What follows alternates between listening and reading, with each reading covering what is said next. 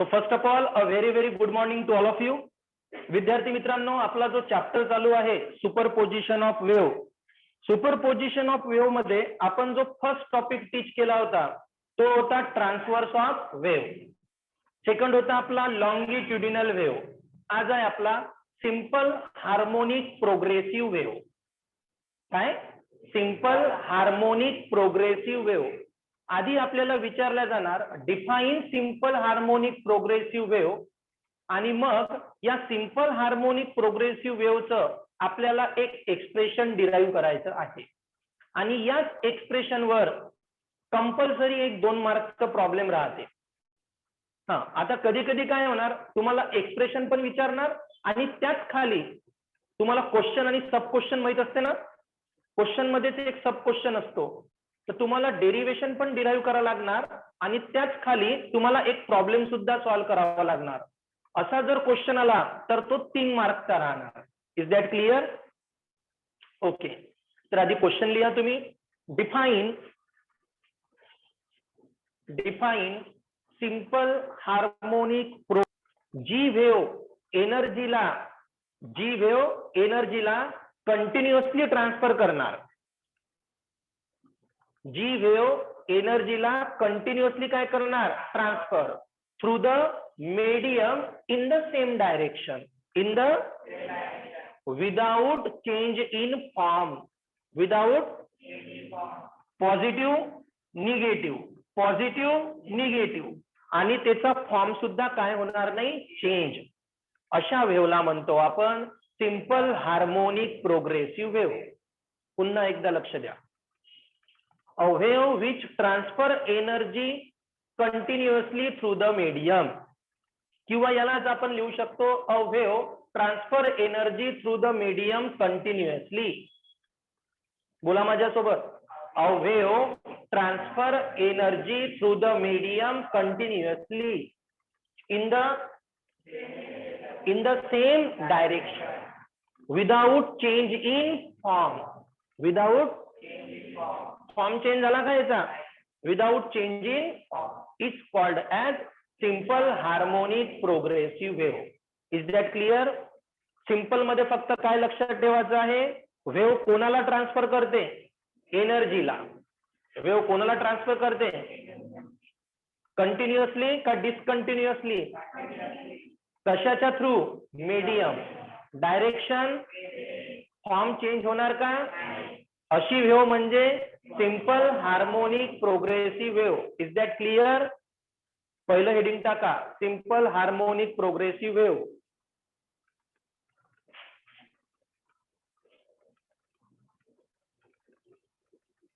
Simple harmonic progressive wave.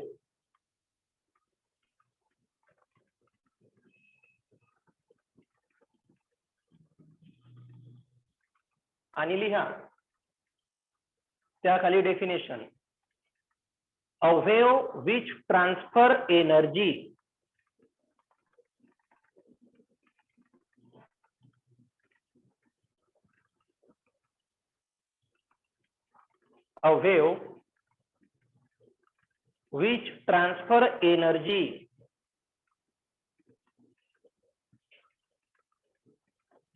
through the medium continuously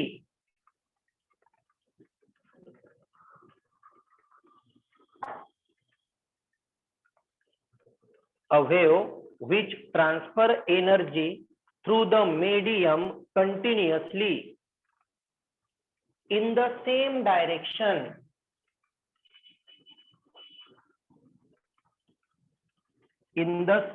direction without change in form. Without change in form is called as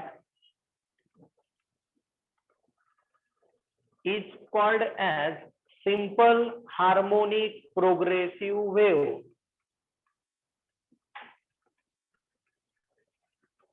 त्यानंतर heading टाका expression, आणि ही diagram लवकरात लवकर draw करा.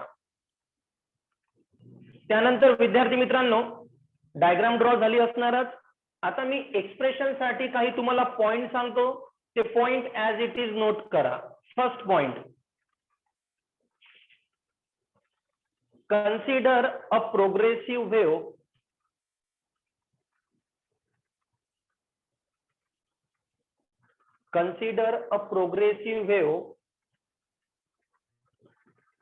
starting from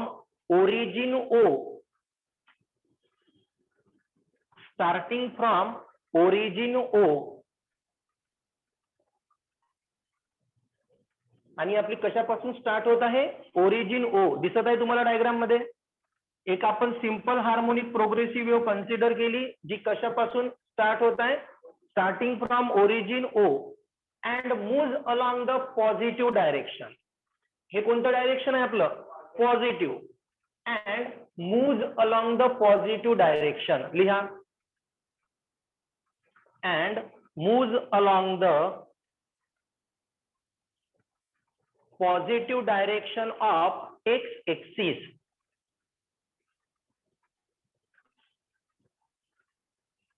moves along the positive direction of x axis. Simple आहे. एक आपण progressive wave consider केली, ती प्रोग्रेसिव्ह वेव्ह कशापासून स्टार्ट झाली रे, ओरिजिन ओ. मूव कशाने होत आहे, move along the positive direction. हे पॉझिटिव्ह डायरेक्शन आहे. Move along the positive direction of x axis. Is that clear?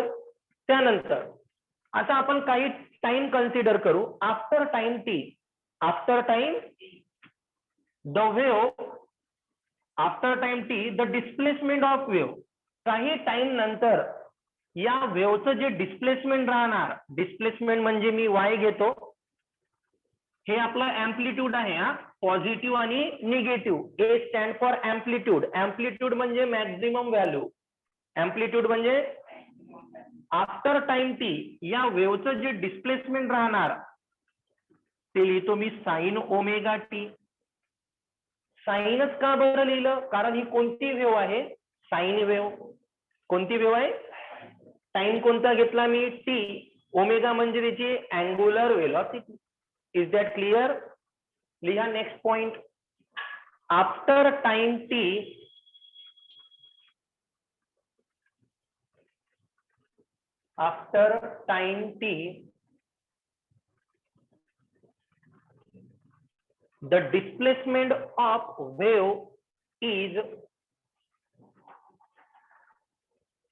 the displacement of wave is y equal to sine of omega t.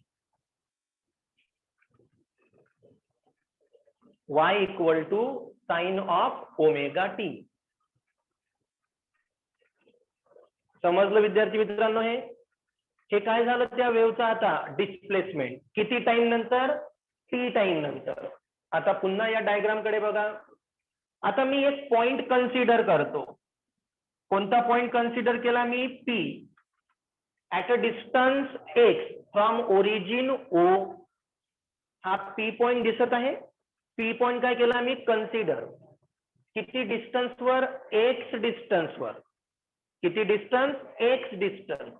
कशापासून, origin O. And it can be lag. आणि हा जो point P आहे ना, हा lag होत आहे by angle delta. P point मी काय केलं, लॅग. लॅग म्हणजे निगेटिव्ह, लीड म्हणजे पॉझिटिव्ह. आता तुम्ही म्हणाल सर हा पी तुम्ही लॅगच का बरं म्हटलं, लीड का बरं नाही? तर हा जो पॉइंट पी आहे हा कशामध्ये येते, निगेटिव्ह मध्ये येते का पॉझिटिव्ह मध्ये येते? जर इथं घेतला असता मी तर पॉझिटिव्ह मध्ये आला असता. पॉझिटिव्ह मध्ये आला असता तर मी त्याला लीड म्हटलं असतं. पण हा पी कशामध्ये येत आहे, निगेटिव्ह. म्हणून याला मी काय म्हणणार, लॅग. काय म्हणणार? मग डिस्प्लेसमेंट आपलं कसं चेंज होणार, y equal to sine omega T. Lag म्हणजे मायनस.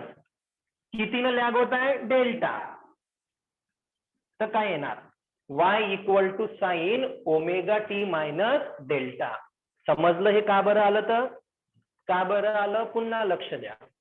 आपण एक पॉइंट कन्सिडर करू. कोणता पॉइंट कन्सिडर करू, P. At a distance from origin O and this point P is lag, आणि हा जो पॉइंट पी राहणार हा काय होणार, लॅग होणार बाय अँगल डेल्टा. आणि लॅग का बरं झालं त्याचा कन्सेप्ट समजला, कारण तो कशामध्ये येत आहे, निगेटिव्ह मध्ये येत आहे, म्हणून तो काय झाला, lag. Is that clear? Right down. Consider a point P, consider a point P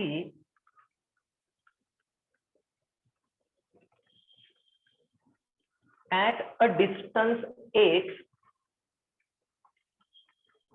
Consider point P at a distance x from origin O.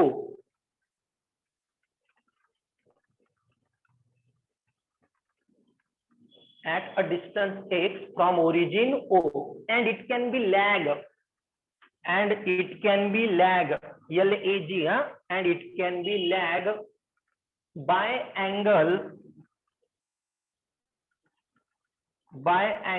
del.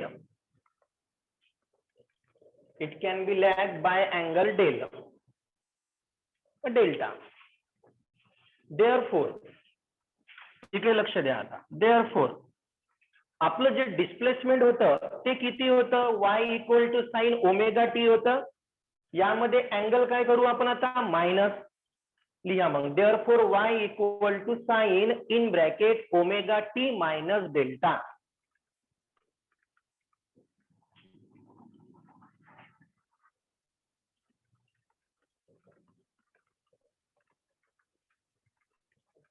Okay. त्यानंतर आता केअरफुली लक्ष दे जा. आता या डेल्टाची व्हॅल्यू मी कशी फाइंड आउट करत होतो. बट डेल्टा इक्वल टू, हे मेन स्टेप आहे, लक्ष दे जा. बट काय दिलं मी, delta equal to P point या पोझिशनवर आहे. ही सायकल 2π वर कंप्लीट होत आहे. Yes or no? सायकल याला म्हणू का आपण सायकल? नाही, याला हाफ सायकल म्हणू आपण. काय म्हणू? सायकल म्हणजे ज्यामध्ये पॉझिटिव्ह पण असणार आणि निगेटिव्ह पण असणार. तर ही सायकल कुठे कंप्लीट होत आहे, 2π वर. कशावर? आणि 0 पासून 2π पर्यंत एक सायकल कंप्लीट करायला जो टाइम लागतो त्याला आपण टाइम पिरियड म्हणतो. एक सायकल कंप्लीट करायला जो काय लागतो टाइम, त्याला आपण काय म्हणतो, टाइम पिरियड. टाइम पिरियड किती दिला आहे, लॅम्बडा. टाइम पिरियड किती दिला. हा पी पॉइंट कितीने लॅग होत होता, डेल्टा. पी पॉइंट कितीने लॅग होत होता. आता जर मला या डेल्टाची व्हॅल्यू काढायची असणार तर या 2π पर्यंत आलेलं डिस्टन्स किती आहे, x. सो 2π x अपॉन त्याचा टाइम पिरियड किती आहे, टाइम पिरियड काय आहे, lambda upon lambda. Simple diagram मध्येच दिसते. अपॉन मध्ये लॅम्बडा, सायकल एंड कुठे झाला, 2π, डिस्टन्स किती, x. 2π x अपॉन किती, लॅम्बडा. कोणाची व्हॅल्यू भेटली, डेल्टाची. Is that clear? आता डायग्रामचं काम फिनिश. लक्ष द्या आता. बट इथून सुरुवात करतो आता. Delta equal to 2π x upon lambda. Hence y equal to, इथं आपण स्टार्टिंगला जेव्हा y इक्वल टू मी साइन ओमेगा टी लिहिलं होतं ना, साइन काय लिहिलं होतं, ओमेगा टी. तिथं आधी a पाहिजे होता, बाय मिस्टेक मी a विसरलो होतो. तुम्ही जिथं जिथं y इक्वल टू लिहिलं असणार प्रत्येक ठिकाणी साइनच्या आधी काय पाहिजे, a. a म्हणजे अँप्लिट्यूड. a म्हणजे काय, अँप्लिट्यूड. तर y इक्वल टू काय पाहिजे होता, a sine omega T. Is that clear? पुन्हा मग इथं पण काय पाहिजे होता, y equal to a sine omega T minus delta. Is that clear? After that y equal to a sine omega T जसच्या तसा राहणार विद्यार्थी मित्रांनो. Omega T as it is minus डेल्टाच्या ठिकाणी कोणती व्हॅल्यू येणार, 2π x upon lambda. Is that clear? After that we know that we know that हे डेरिवेशन घेतलंय आपण टी इक्वल टू असतो 2 upon omega circular motion T equal to 2 upon omega so therefore omega equal to येणार 2 upon T T equal to जर 2 upon omega होणार तर omega equal to 2 upon T येणार. Now y equal to a sine ओमेगाच्या ठिकाणी आता मी काय put करणार 2 अपॉन टी इंटू काय राहणार स्मॉल टी कारण मी फक्त ओमेगाची व्हॅल्यू पुट केली आहे 2 अपॉन टी इंटू राहिला small T minus 2 upon lambda y equal to a sine common काय निघते 2 a साइन 2 काढला मी कॉमन 2 कॉमन काढला काय राहिला मग इथं small t upon capital T minus small x upon lambda. मग तुम्हाला लिहावं लागणार this is the expression for simple harmonic progressive wave along the positive direction of x axis. काय बोललो मी this is the expression for simple harmonic progressive wave expression for simple harmonic progressive wave along the positive direction of x axis along the positive direction of x axis. आणि हेच जर तुम्हाला म्हटलं negative direction कशासाठी म्हटलं negative direction तरी तुम्हाला आधी हे सॉल्व्ह करून दाखवावं लागते आणि मग लिहावं लागणार फॉर निगेटिव्ह डायरेक्शन मायनसच्या ठिकाणी फक्त कोणती साइन द्यायची plus finish the derivation. Is that clear? Right down this.